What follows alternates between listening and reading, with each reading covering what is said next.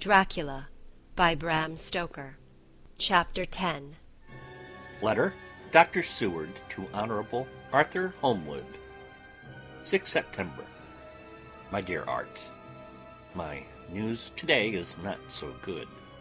Lucy this morning had gone back a bit. There is, however, one good thing which has arisen from it. Mrs. Westenra was, naturally, anxious concerning Lucy, and has consulted me professionally about her. I took advantage of the opportunity and told her that my old master, Van Helsing, the great specialist, was coming to stay with me, and that I would put her in his charge conjointly with myself. So now we can come and go without alarming her unduly, for a shock to her would mean sudden death, and this, in Lucy's weak condition, might be disastrous to her. We are hedged in with difficulties, all of us, my poor fellow, but, please God, we shall come through them all right. If any need, I shall write, so that if you do not hear from me, take it for granted that I am simply waiting for news. In haste, yours ever, John Seward. Dr. Seward's Diary, 7 September. The first thing Van Helsing said to me when we met at Liverpool Street was, "Have you said anything to our young friend, to lover of her?" "No," I said. "I waited till I had seen you, as I said in my telegram. I wrote him a letter simply telling him that you were coming, as Miss Westenra was not so well, and that I should let him know if need be." "Right, my friend," he said. "Quite right. Better he not know as yet. Perhaps he will never know. I pray so, but if it be needed, then he shall know all. And, my good friend John, let me caution you. You deal with madmen. All men are mad in some way or the other, and inasmuch as you deal discreetly with your madmen, so deal with God's madmen too, the rest of the world. You tell not your madmen what you do, nor why you do it. You tell them not what you think. So you shall keep knowledge in its place, where it may rest, where it may gather its kind around it, and breed. You and I shall keep as yet what we know here, and here," he touched me on the heart and on the forehead, and then touched himself the same way. "I have for myself thoughts at the present. Later I shall unfold to you." "Why not now?" I asked. "It may do some good. We may arrive at some decision." He looked at me and said, "My friend John, when the corn is grown, even before it has ripened, while the milk of its mother earth is in him, and the sunshine has not yet begun to paint him with his gold, the husbandman he pull the ear and rub him between his rough hands, and blow away the green chaff, and say to you, 'Look, he's good corn. He will make a good crop when the time comes.'" I did not see the application, and told him so. For reply he reached over and took my ear in his hand and pulled it playfully, as he used long ago to do at lectures, and said, "The good husbandman tell you so then, because he knows, but not till then. But you do not find the good husbandman dig up his planted corn to see if he grow. That is for the children who play at husbandry, and not for those who take it as of the work of their life. See you now, friend John, I have sown my corn, and nature has her work to do in making it sprout, if he sprout at all. There's some promise, and I wait till the ear begins to swell." He broke off, for he evidently saw that I understood. Then he went on gravely. You were always a careful student, and your case book was ever more full than the rest, and I trust that good habit have not fail. Remember, my friend, that knowledge is stronger than memory, and we should not trust the weaker. Even if you have not kept the good practice, let me tell you that this case of our dear Miss is one that may be, mind, I say may be, of such interest to us and others that all the rest may not make him kick the beam, as your people say. Take then good note of it. Nothing is too small. I counsel you, put down in record even your doubts and surmises. Hereafter it may be of interest to you to see how true you guess. We learn from failure, not from success. When I described Lucy's symptoms, the same as before, but infinitely more marked, he looked very grave, but said nothing. He took with him a bag in which were many instruments and drugs, the ghastly paraphernalia of our beneficial trade, as he once called, in one of his lectures, the equipment of a professor of the healing craft. When we were shown in, Mrs. Westenra met us. She was alarmed, but not nearly so much as I expected to find her. Nature, in one of her beneficent moods, has ordained that even death has some antidote to its own terrors.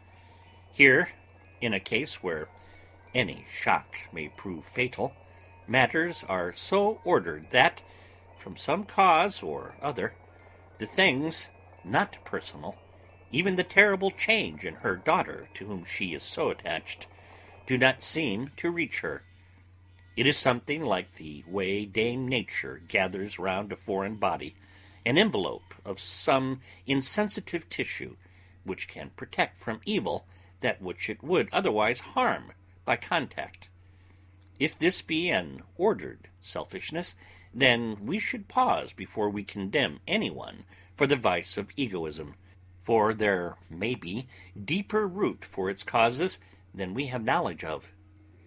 I used my knowledge of this phase of spiritual pathology, and set down a rule that she should not be present with Lucy, or think of her illness more than was absolutely required. She assented readily, so readily that I saw again the hand of nature fighting for life. Van Helsing and I were shown up to Lucy's room. If I was shocked when I saw her yesterday, I was horrified when I saw her today. She was ghastly, chalkily pale. The red seems to have gone even from her lips and gums, and the bones of her face stood out prominently. Her breathing was painful to see or hear. Van Helsing's face grew set as marble, and his eyebrows converged till they almost touched over his nose. Lucy lay motionless, and did not seem to have strength to speak, so for a while we were all silent. Then Van Helsing beckoned to me, and we went gently out of the room. The instant we had closed the door, he stepped quickly along the passage to the next door, which was open. Then he pulled me quickly in with him, and closed the door. "My God," he said, "this is dreadful. There is no time to be lost. She will die for sheer want of blood to keep the heart's action as it should be. There must be a transfusion of blood at once. Is it you or me?" "I am stronger and younger, Professor. It must be me." "Then get ready at once. I will bring up my bag. I am prepared." I went downstairs with him, and as we were going, there was a knock at the hall door. When we reached the hall, the maid had just opened the door, and Arthur was stepping quickly in. He rushed up to me, saying in an eager whisper, "Jack, I was so anxious. I read between the lines of your letter, and have been in an agony. The dad was better, so I ran down here to see for myself. Is not that gentleman Dr. Van Helsing? I am so thankful to you, sir, for coming. When first the professor's eye had lit upon him, he had been angry at his interruption at such a time. But now, as he took in his stalwart proportions and recognized the strong young manhood which seemed to emanate from him, his eyes gleamed. Without a pause, he said to him as he held out his hand, "Sir, you have come in time. You are the lover of our dear miss. She is bad, very, very bad. Nay, my child, do not go like that." For he suddenly grew pale and sat down in a chair, almost fainting. "You are to help her. You can do more than any that live, and your courage is your best help." "What can I do?" asked Arthur hoarsely. "Tell me, and I shall do it. My life is hers, and I would give the last drop of blood in my body for her." The professor has a strongly humorous side, and I could from old knowledge detect a trace of its origin in his answer. "My young sir, I do not ask so much as that, not the last." "What shall I do?" There was fire in his eyes, and his open nostrils quivered with intent. Van Helsing slapped him on the shoulder. "Come," he said. "You are a man, and it is a man we want. You are better than me, better than my friend John." Arthur looked bewildered, and the professor went on by explaining in a kindly way. "Young miss is bad, very bad. She wants blood, and blood she must have, or die. My friend John and I have consulted, and we are about to perform what we call transfusion of blood, to transfer from full veins of one to the empty veins which pine for him. John was to give his blood, as he is the more young and strong than me." Here Arthur took my hand and wrung it hard in silence. "But now you are here, you're more good than us, old or young, who toil much in the world of thought. Our nerves are not so calm, and our blood so bright than yours." Arthur turned to him and said, "If you only knew how gladly I would die for her, you would understand." He stopped with a sort of choke in his voice. "Good boy," said Van Helsing. "In the not so far off, you will be happy that you have done all for her you love. Come now, and be silent. You shall kiss her once before it is done, but then you must go, and you must leave at my sign. Say no word to Madame. You know how it is with her. There must be no shock. Any knowledge of this would be one. Come." We all went up to Lucy's room. Arthur, by direction, remained outside. Lucy turned her head and looked at us, but said nothing. She was not asleep, but she was simply too weak to make the effort. Her eyes spoke to us. That was all. Van Helsing took some things from his bag and laid them on a little table out of sight. Then he mixed a narcotic, and coming over to the bed, said cheerily, "Now, little miss, here is your medicine. Drink it off like a good child. See, I lift you so that to swallow is easy. Yes."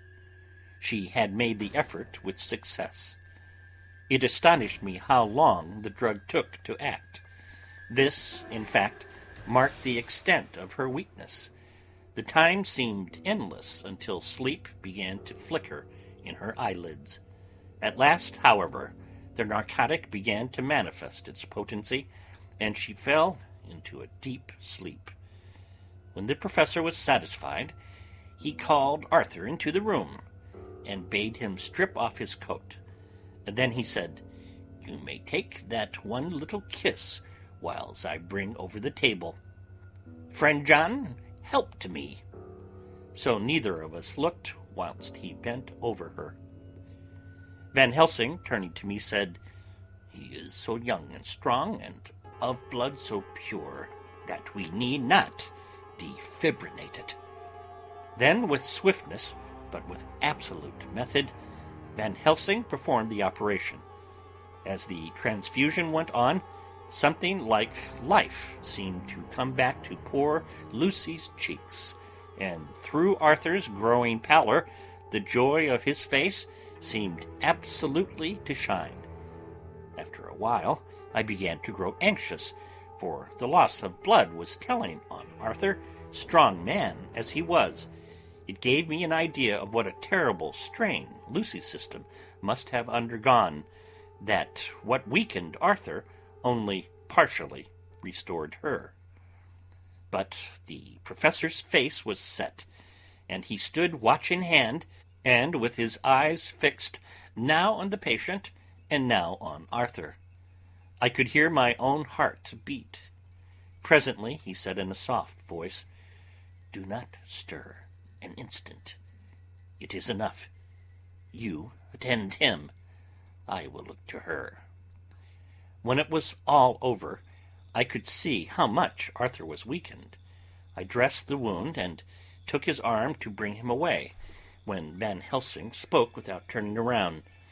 "The man seems to have eyes in the back of his head. The brave lover, I think, deserve another kiss, which he shall have presently." And as he had now finished his operation, he adjusted the pillow to his patient's head. As he did so, the narrow black velvet band, which she seems always to wear round her throat, buckled with an old diamond buckle which her lover had given her, was dragged a little up, and showed a red mark on her throat. Arthur did not notice it, but I could hear the deep hiss of indrawn breath, which is one of Van Helsing's way of betraying emotion. He said nothing at the moment, but turned to me, saying, "Now, take down our brave young lover, give him of the port wine, and let him lie down a while.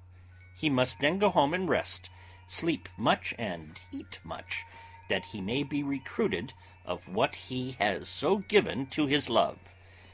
He must not stay here. Hold a moment. I may take it, sir, you are anxious of the result. Then bring it with you, that in all ways the operation is successful. You have saved her life this time, and you can go home and rest easy in mind that all that can be is. I shall tell her all when she is well. She shall love you none the less for what you have done. Goodbye." When Arthur had gone, I went back to the room. Lucy was sleeping gently, but her breathing was stronger.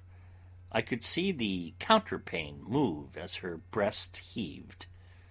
By the bedside sat Van Helsing, looking at her intently. The velvet band again covered the red mark. I asked the professor in a whisper, "What do you make of that mark on her throat?" "What do you make of it?" "I have not examined it yet," I answered, and then and there proceeded to loose the band. Just over the external jugular vein there were 2 punctures, not large, but not wholesome looking. There was no sign of disease, but the edges were white and worn looking, as if by some trituration. It at once occurred to me that this wound, or whatever it was, might be the means of that manifest loss of blood. But I abandoned the idea as soon as it formed, for such a thing could not be. The whole bed would have been drenched to a scarlet with the blood which the girl must have lost to leave such a pallor as she had before the transfusion. "Well," said Van Helsing. "Well, said I. I can make nothing of it. The professor stood up. I must go back to Amsterdam tonight, he said. There are books and things there which I want. You must remain here all night, and you must not let your sight pass from her. Shall I have a nurse? I asked. We are the best nurses, you and I. You keep watch all night. See that she is well fed, and that nothing disturbs her. You must not sleep all the night. Later on we can sleep, you and I. I shall be back as soon as possible, and then we may begin. May begin? I said. What on earth do you mean? We shall see, he answered as he hurried out. He came back a moment later and put his head inside the door and said with a warning finger held up, Remember, she is in your charge. If you leave her and harm befall, you shall not sleep easy hereafter. Dr. Seward's diary continued. 8 September. I sat up all night with Lucy. The opiate worked itself off towards dusk, and she waked naturally. She looked a different being from what she had been before the operation. Her spirits, even, were good, and she was full of happy vivacity. But I could see evidences of the absolute prostration which she had undergone. When I told Mrs. Westenra that Dr. Van Helsing had directed that I should sit up with her, she almost pooh-poohed the idea, pointing out her daughter's renewed strength and excellent spirits. I was firm, however, and made preparations for my long vigil. When her maid had prepared her for the night, I came in, having in the meantime had supper, and took a seat by the bedside. She did not in any way make objection, but looked at me gratefully whenever I caught her eye. After a long spell, she seemed sinking off to sleep, but with an effort seemed to pull herself together and shook it off. It was apparent that she did not want to sleep, so I tackled the subject at once. You do not want to sleep? No, I am afraid. Afraid to go to sleep? Why so? It is the boon we all crave for. Ah, not if you were like me. If sleep was to you a presage of horror. A presage of horror? What on earth do you mean? I don't know. Oh, I don't know, and that is what is so terrible. All this weakness comes to me in sleep, until I dread the very thought. But, my dear girl, you may sleep tonight. I am here watching you, and I can promise that nothing will happen. Ah, I can trust you, she said. I seized the opportunity and said, I promise that if I see any evidence of bad dreams, I will wake you at once. You will? Oh, will you really? How good you are to me. Then I will sleep. And almost at the word, she gave a deep sigh of relief and sank back asleep. All night long I watched her. She never stirred, but slept on and on in a deep, tranquil, life-giving, health-giving sleep. Her lips were slightly parted, and her breast rose and fell with the regularity of a pendulum. There was a smile on her face, and it was evident that no bad dreams had come to disturb her mind. In the early morning her maid came, and I left her in her care and took myself back home, for I was anxious about many things. I sent a short wire to Van Helsing and to Arthur, telling them of the excellent result of the operation. My own work, with its manifold arrears, took me all day to clear off. It was dark when I was able to inquire about my zoophagus patient. The report was good. He had been quite quiet for the past day and night. A telegram came from Van Helsing at Amsterdam whilst I was at dinner, suggesting that I should be at Hillingham tonight, as it might be well to be at hand, and stating that he was leaving by the night mail and would join me early in the morning. 9 September. I was pretty tired and worn out when I got to Hillingham. For 2 nights I had hardly had a wink of sleep, and my brain was beginning to feel that numbness which marks cerebral exhaustion. Lucy was up and in cheerful spirits. When she shook hands with me, she looked sharply in my face and said, "No sitting up tonight for you. You are worn out." I am quite well again. Indeed I am, and if there is to be any sitting up, it is I who will sit up with you. I would not argue the point, but went and had my supper.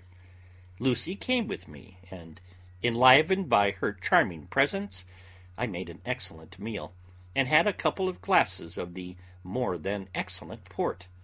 Then Lucy took me upstairs, and showed me a room next her own, where a cosy fire was burning. "Now," she said, "you must stay here. I shall leave this door open, and my door too. You can lie on the sofa, for I know that nothing would induce any of you doctors to go to bed whilst there is a patient above the horizon. If I want anything, I shall call out, and you can come to me at once." I could not but acquiesce, for I was dog-tired, and could not have sat up had I tried.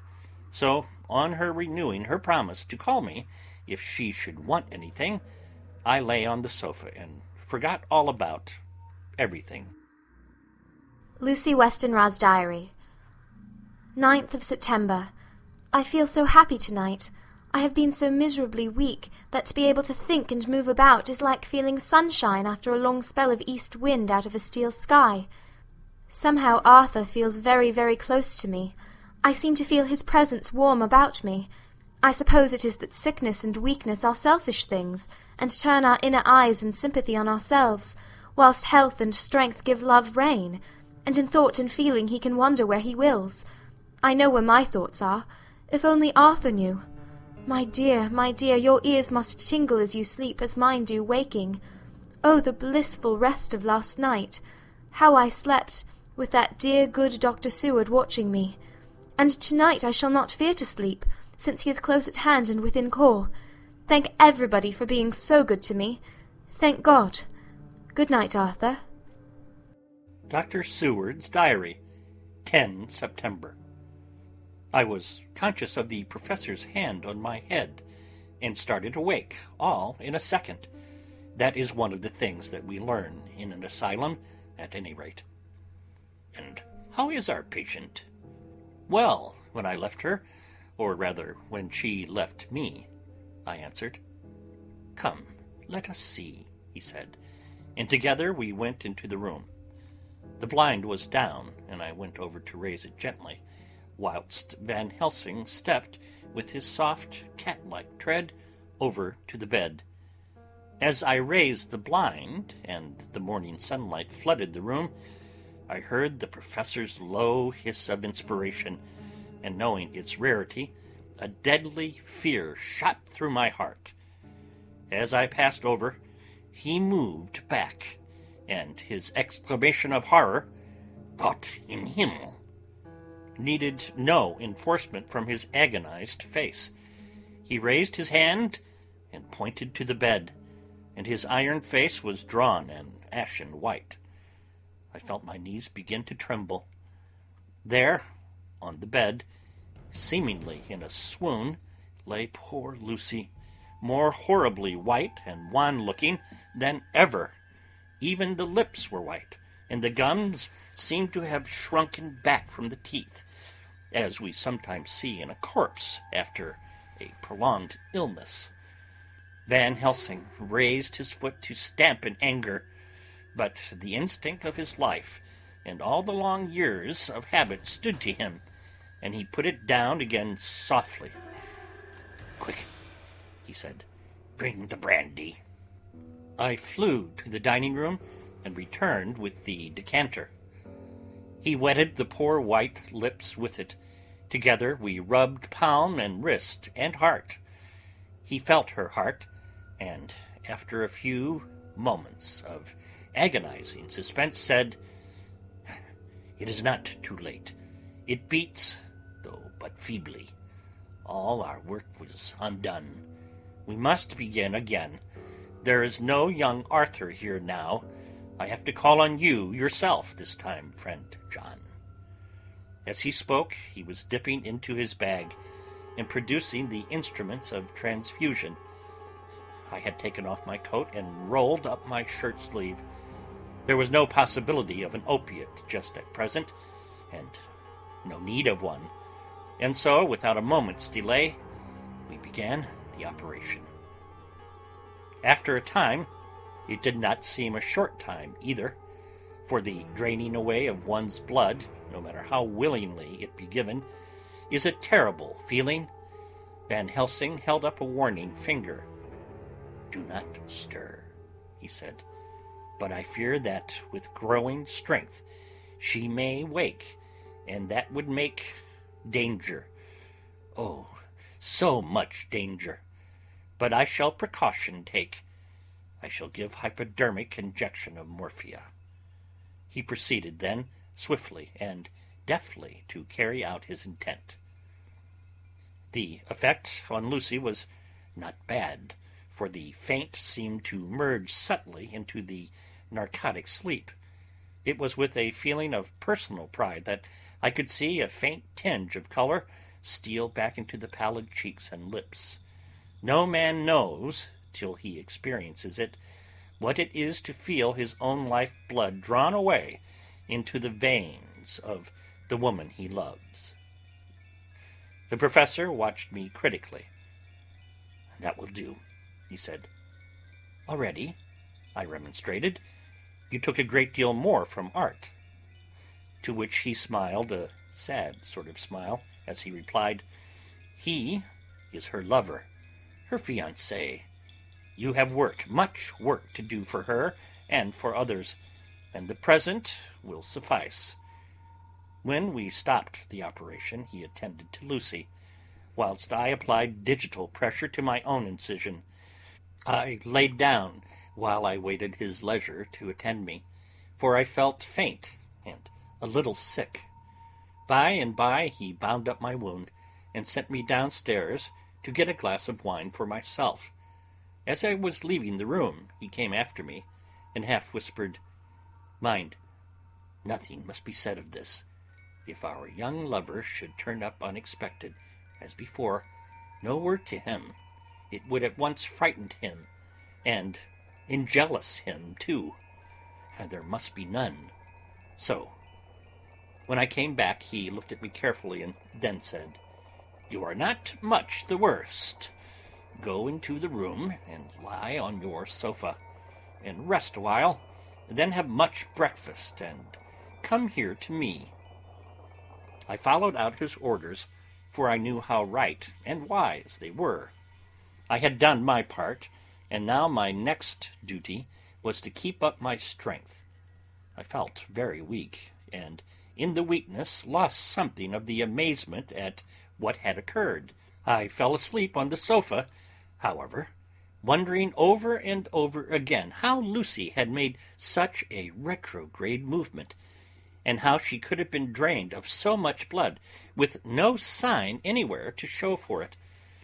I think I must have continued my wonder in my dreams, for, sleeping and waking, my thoughts always came back to the little punctures in her throat, and the ragged, exhausted appearance of their edges, tiny though they were.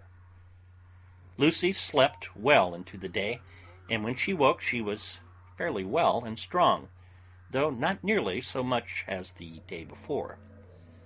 When Van Helsing had seen her, he went out for a walk, leaving me in charge, with strict injunctions that I was not to leave her for a moment. I could hear his voice in the hall, asking the way to the nearest telegraph office. Lucy chatted with me freely, and seemed quite unconscious that anything had happened. I tried to keep her amused and interested.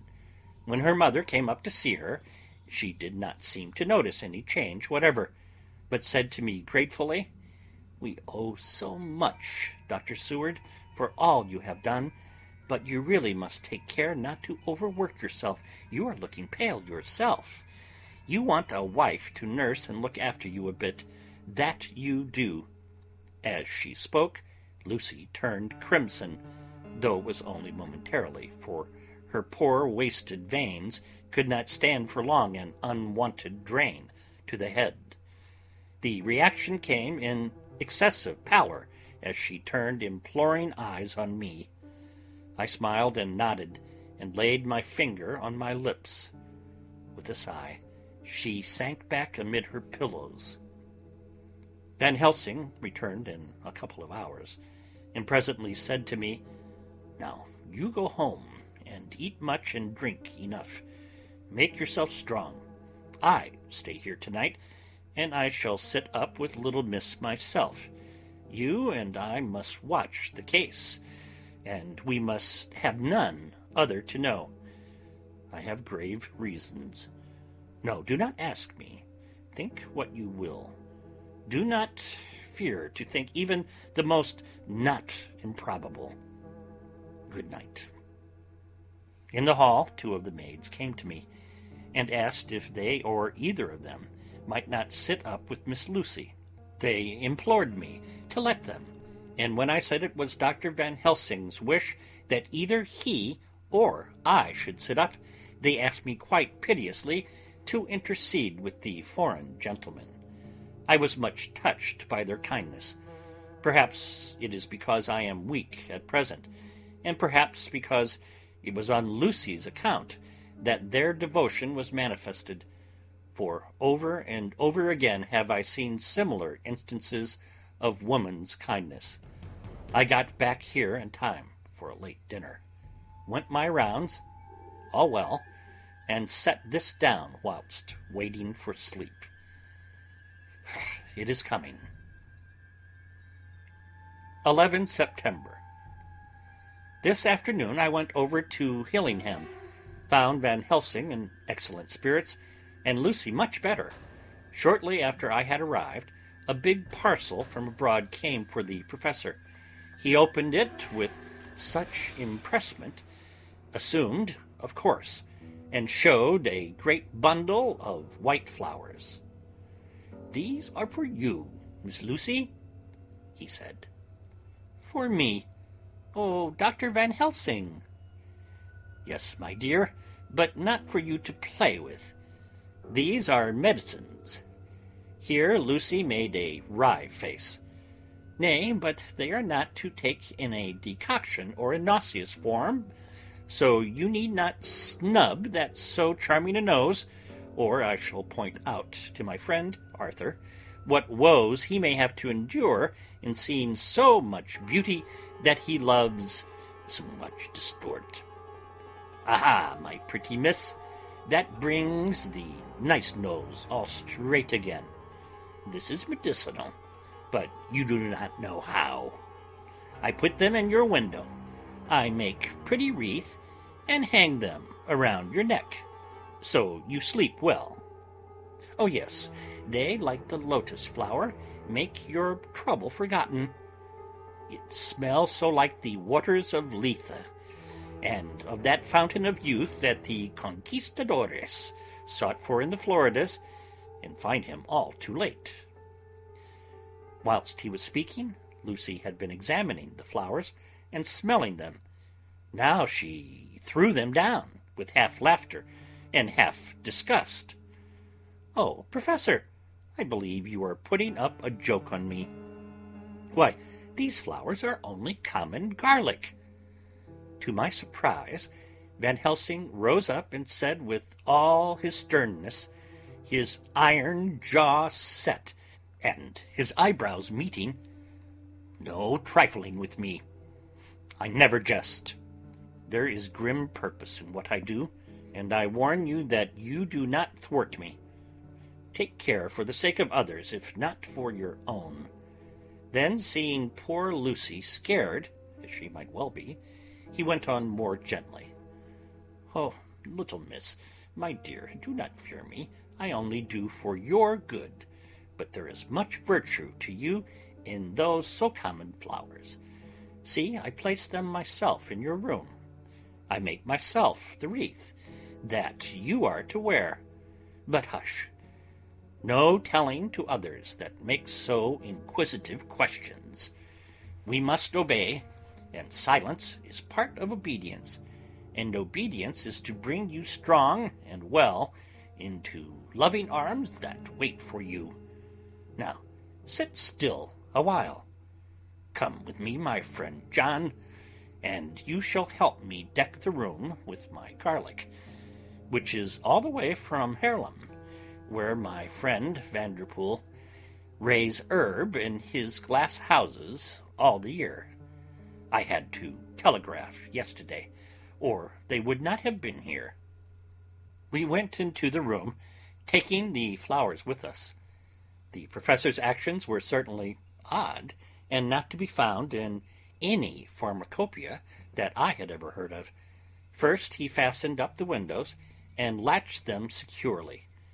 Next, taking a handful of the flowers, he rubbed them all over the sashes, as though to ensure that every whiff of air that might get in would be laden with the garlic smell. Then, with the wisp, he rubbed all over the jamb of the door, above, below, and at each side, and round the fireplace in the same way. It all seemed grotesque to me, and presently I said, "Well, Professor, I know you always have a reason for what you do, but this certainly puzzles me. It is well we have no skeptic here, or he would say that you were working some spell to keep out an evil spirit." "Perhaps I am," he answered quietly, as he began to make the wreath which Lucy was to wear round her neck. We then waited whilst Lucy made her toilet for the night, and when she was in bed, he came and himself fixed the wreath of garlic round her neck. The last words he said to her were, "Take care that you do not disturb it, and even if the room feel close, do not open the window or the door." "I promise," said Lucy, "and thank you both 1,000 times for all your kindness to me. Oh, what have I done to be blessed with such friends?" As we left the house in my fly, which was waiting, Van Helsing said, "Tonight I can sleep in peace, and sleep I want. 2 nights of travel, much reading in the day between, and much anxiety on the day to follow, and a night to sit up without to wink. Tomorrow in the morning early you call for me, and we come together to see our pretty miss, so much more strong for my spell which I have work. Oh!" He seemed so confident that I, remembering my own confidence 2 nights before, and with the baneful result, felt awe and vague terror. It must have been my weakness that made me hesitate to tell it to my friend, but I felt it all the more, like unshed tears. End of chapter 10.